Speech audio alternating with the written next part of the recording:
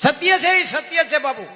બાકી એમ નામ કોઈ દી બને. જો આ એક સાચી છે ને કે માયા હુદી ગોઠડી વજરના ગાળા હાંગાજી હલવાણા કંઈક છેડ્યા ને કંઈક પાળા. આ ક્યારે લખાણી લ્યો તમને કોઈને ખબર છે? મને ખબર. એનો એનો એનો એક દાખલો છે. પહેલાના સમયમાં વેપારી હોય ને, વેપારી શહેરમાં ધંધો કરતા હોય ને એટલે ઉધારે આપતા હતા. અને રવિવાર જેવો દિવસ હોય ને એટલે ગામડામાં ઉઘરાણી કરવા જાય. એક શહેરમાંથી વેપારી ગામડામાં ઉઘરાણી માટે આવ્યા અને એ બધે જાય ઉઘરાણી કરવાની. ઉઘરાણી કરી અને જબાના ખીચા, તેથી રાણી સિક્કા રૂપિયાનો, ચાંદીના રૂપિયાનો જમાનો. એ જબાના ખીચા ભરી અને દી આથમવાની તૈયારી. એમ થયું કે વેપારી માણા ગભરાય એ કે અંધારું થયા પહેલા ઘર ભેગો થઈ જાવ. અને નીકળ્યો અહીંયાથી અને હામા ગામ જવામાં બાપુ રસ્તામાં વચ્ચે રસ્તો નેરિયા જેવો આવે, ઊંડો રસ્તો આવે, બે બાજુ આમ વાડ અને ઊંડો રસ્તો.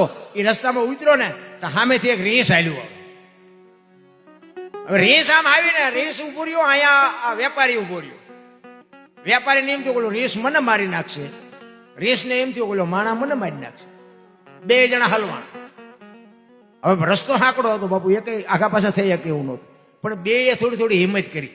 એ કે ઓલા રીંછને એમ થયું હળવો હળવો હું આની પાછી ગહાતો નીકળી જાઉં. ઓલા વાણિયાને એમ થયું કે હું આની પાછી નીકળી જાઉં.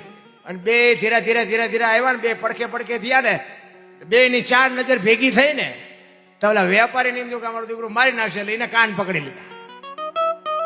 રીંછને એમ થયું કે હવે મને મારી નાખશે. ઓલા વેપારીને એમ થયું કે મૂકું તો હવે મને મારી નાખે. મીડા ઠેકડા મારો. બે ખિસ્સામાંથી ઓલા પૈસા મીડા પડવા. એટલે વેપારીને એમ થયું કે આ મારવાની વાત તો મારો, મારા પૈસા પડવા માંડ્યા. હવે આ પૈસા આ મુકાય એવું નથી ને આ પૈસા ધૂળમાં ચાઈ વ્યા જાય છે. એમાં કુદરતને કરું હાંગાજી દરબાર આમથી ઘોડી લઈને આવ્યા.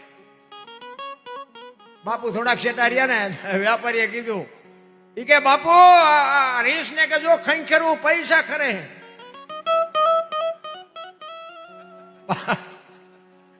બાપુ નજીક આવીને જોયું ખરેખર પૈસા પડેલા.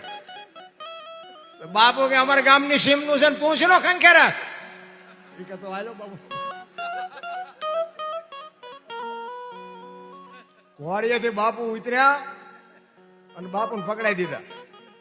એ કે બાપુ મારા ખેરેલા છે મને લઈ લેવા દેજો. એ કે વીણેલા ચાટ. એ વીણ્યા પછી બાપુ એ વેપારી ભાગ્યો છે ને હગડ પીડ્યા છે. ચો ભાગ્યો છે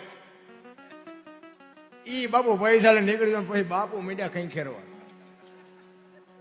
ત્યાં સંતોને લખવું પડ્યું માયા હુદી ગોઠડી વજરના ગાળા હાંગા બાપુ આમાં હલવાના કંઈક સેડ્યા કંઈક પાળા. આપણે આમાં હલવાના એવું નથી લાગતું.